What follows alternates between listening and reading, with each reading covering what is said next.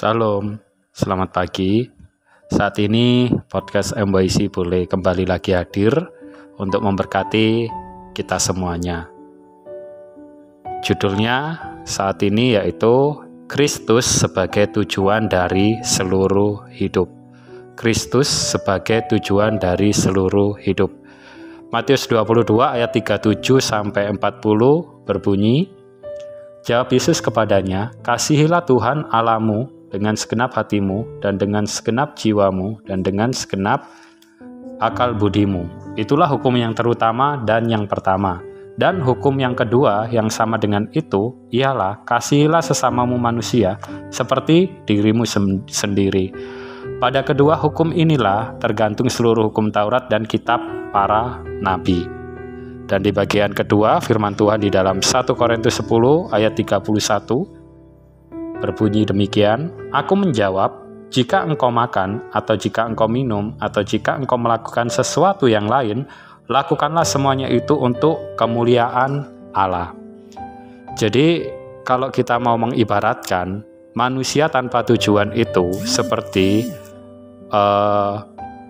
hidup seperti kapal, tapi tanpa pengemudi. Jadi ada sebuah kapal yang sangat besar di tengah-tengah lautan dan di situ diterjang ombak, tetapi kapal itu tidak ada pengemudinya. Demikianlah digambarkan kalau manusia hidup itu tanpa tujuan.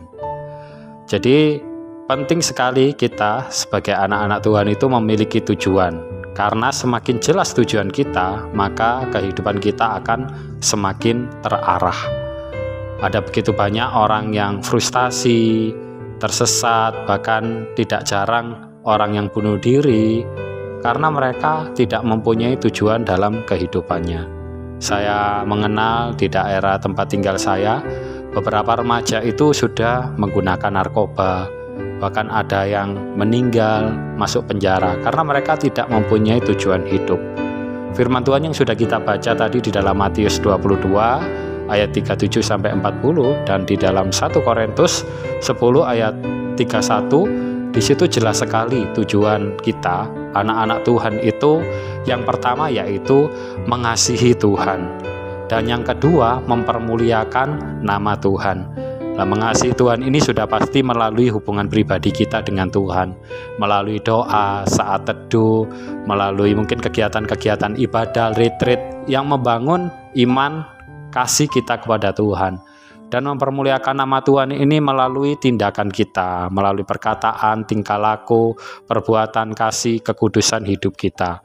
Seperti yang tercatat di dalam 1 Timotius 4 ayat 12. Jadi, seluruh aspek hidup kita itu harus mencerminkan bahwa kita itu mengasihi Tuhan dan mempermuliakan Tuhan. Hal inilah yang akan merubah cara berpikir, tingkah laku, bahkan respon kita, karena semuanya itu digerakkan sesuai dengan kehendak Allah. Jadi, menjadikan Kristus sebagai tujuan hidup kita, mengizinkan Dia menjadi satu-satunya alasan dan tujuan kita menjalani kehidupan ini.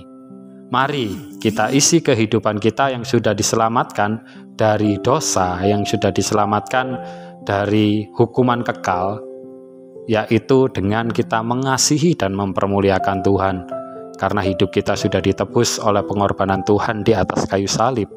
Firman Tuhan di dalam Yohanes 3 ayat 16, siapa yang percaya kepadanya tidak binasa melainkan beroleh hidup yang kekal. Saat ini tugas kita mengasihi dan mempermuliakan Tuhan. Kiranya Tuhan Yesus memberkati kita semuanya.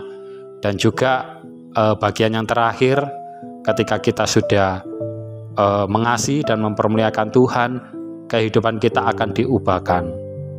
Di dalam Roma 12 ayat 2, janganlah kamu menjadi serupa dengan dunia ini, tetapi berubahlah oleh pembaharuan budimu. Jadi kalau kita mengasihi Tuhan, kita mempermuliakan Tuhan, sehingga pembaharuan akal budi kita terus dibaharui oleh Tuhan.